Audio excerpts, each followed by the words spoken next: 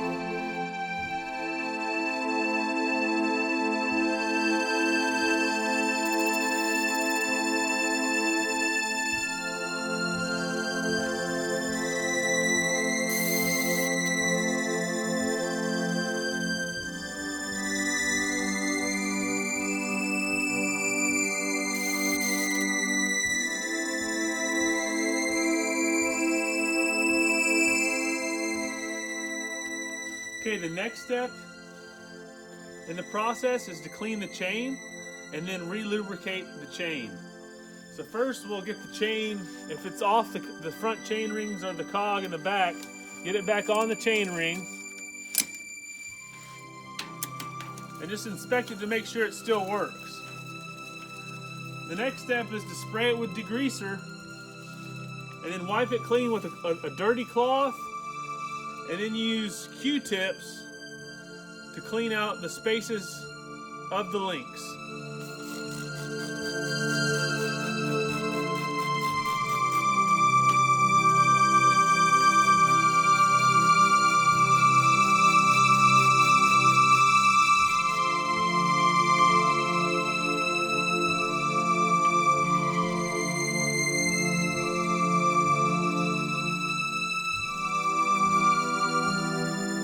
I do this just by holding a rag around the chain, top to bottom and side to side, and then spin the cranks and let the chain go through the rag. Every once in a while I'll change the rag space because grime will build up on certain parts of the rag that you're using, and you want to get another clean part of the rag to clean the chain. Okay, we'll spray it once again with degreaser. We'll clean it again with degreaser.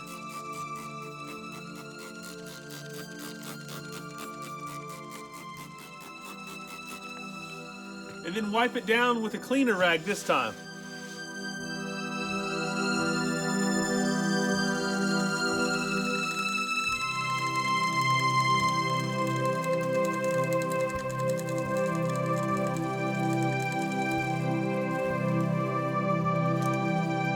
Okay, once you've cleaned the chain with a rag, the next step is to clean the links with Q-tips.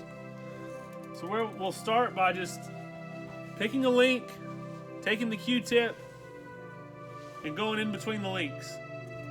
And you can see the amount of grime that gets out whenever you go between the links.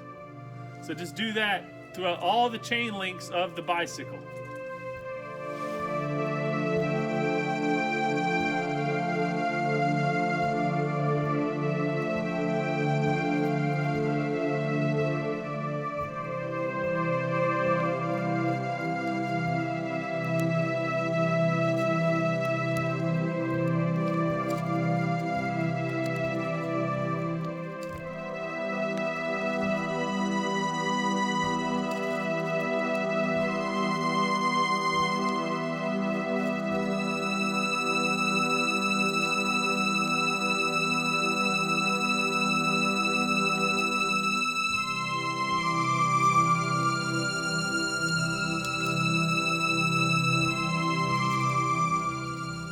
Okay, once you have cleaned all of the links with the Q-tips, spray it again with degreaser and clean it again.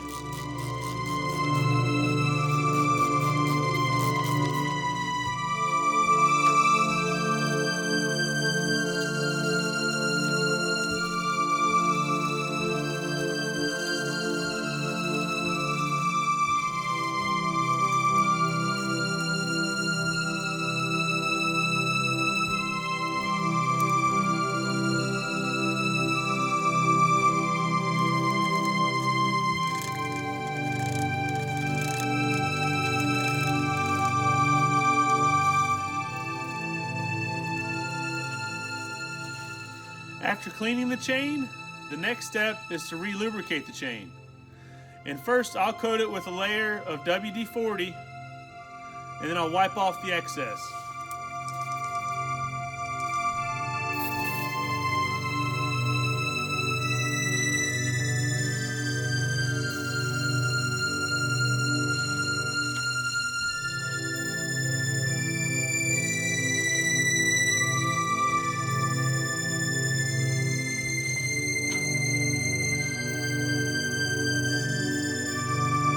Work that WD-40 in by turning the cranks.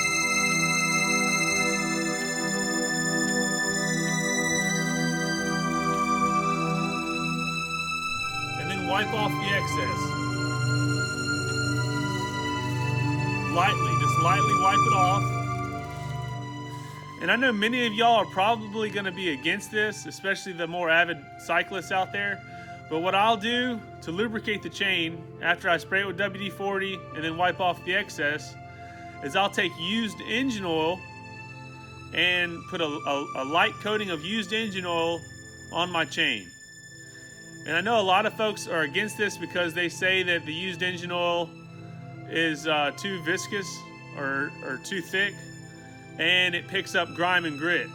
And you know, that might be the case, but you should be cleaning your bike weekly, or at least every other week, if you're riding frequently. So when you clean it, you can get all the grime and grit off, and then re-lubricate it with the engine oil. And to me, it works because it just saves a lot of money that way. It's very cheap because you'll change the engine oil out on your car and just keep it in a container. And then I use it, and I'll fill up one of these oil cans with used engine oil, and that's what I'll use. So here we go. I'll show you how I apply it, and it's just a light coating across the chain. So here we go.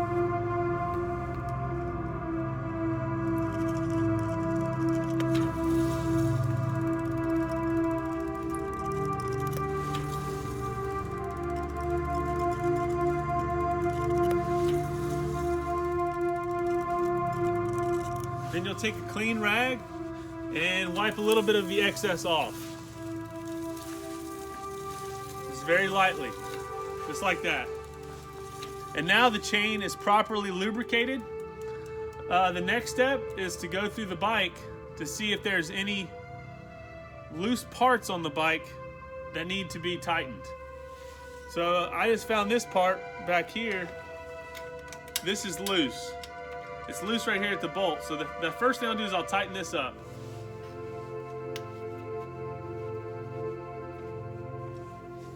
There we go. Now it's tight. And we'll go through the whole bike and do the same procedure. Just all the parts on your bike. Make sure they're tight.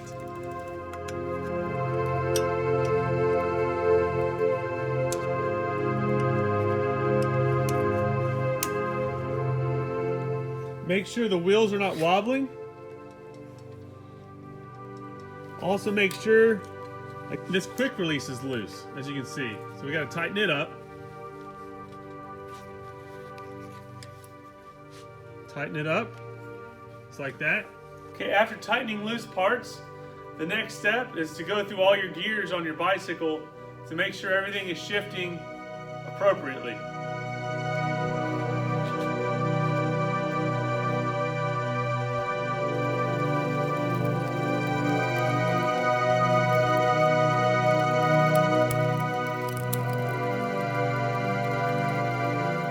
Also, you want to make sure that the derailleur does not hit the spokes of the wheel as well when you're doing this. Just go through it a couple times just to make sure everything's shifting how it's supposed to. And then we'll shift the front derailleur.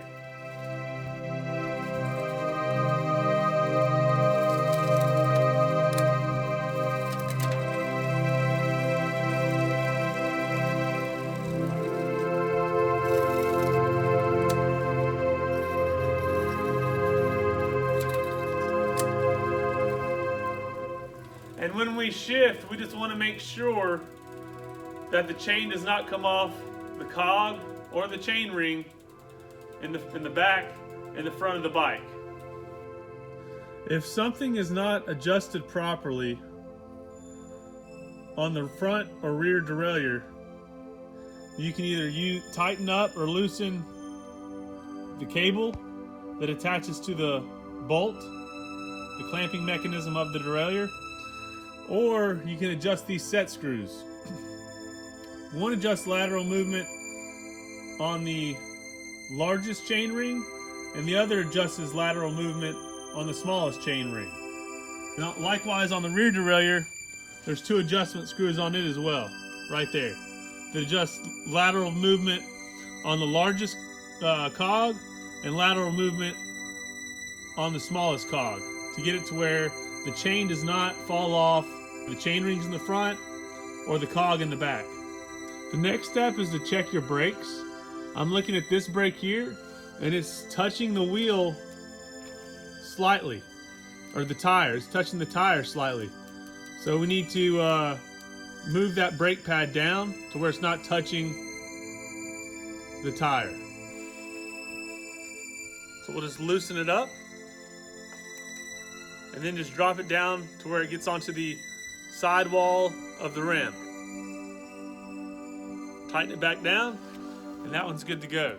Okay, as you can see, the front brake here is doing the same thing. It's slightly touching the tire. So again, we'll just loosen it and drop it down to where it hits the rim instead of the tire.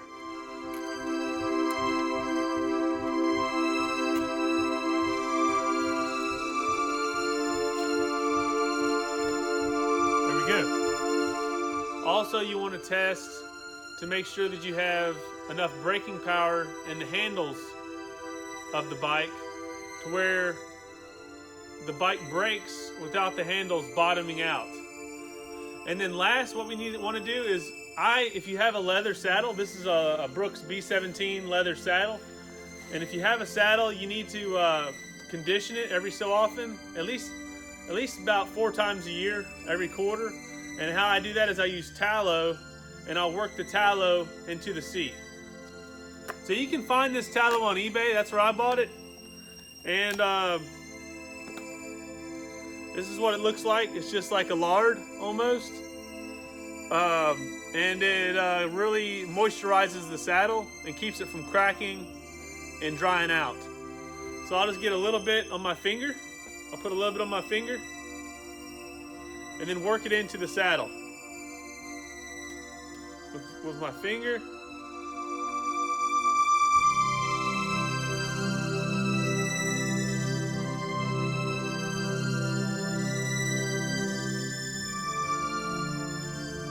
Once you get the tallow onto the saddle, take a rag and then work it into the saddle. Polish it. And doing this is really going to increase the longevity of your leather saddle, because they do dry out in the weather, especially if you're riding a lot and they get rained on and wet.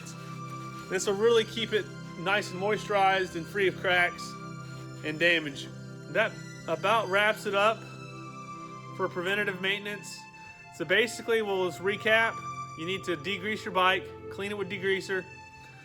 Then you want to clean the chain by degreasing the chain. And then using Q-tips to clean out the inside of the links.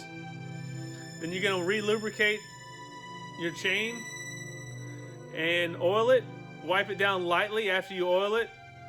And after it's lubricated, check your bike for loose parts. Loose bolts mostly that become loose from extended periods of riding and vibrations during the ride. After that, make sure the chain's working properly and make sure that you can go through all your gears on your front chain rings and your rear cog. And make sure that the front and rear derailleur are adjusted properly to where the chain does not fall off the chain rings or the cog.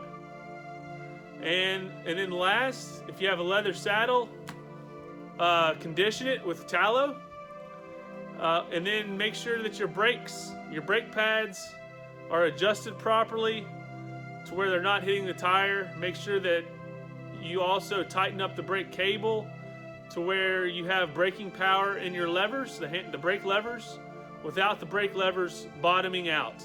And make sure they're not too tight to where they're rubbing up against the sidewall of the rim. Spray the sidewall of the rim with brake cleaner or alcohol to clean the grime and the grit off the sidewall of the rim and to lengthen the longevity of your brake pads and of the wheel. Last but not least, you want to make sure that you have the proper amount of air in your tires. Make sure they're properly inflated. Make sure that you put them to the maximum recommended pressure that's listed on the sidewall of the tire.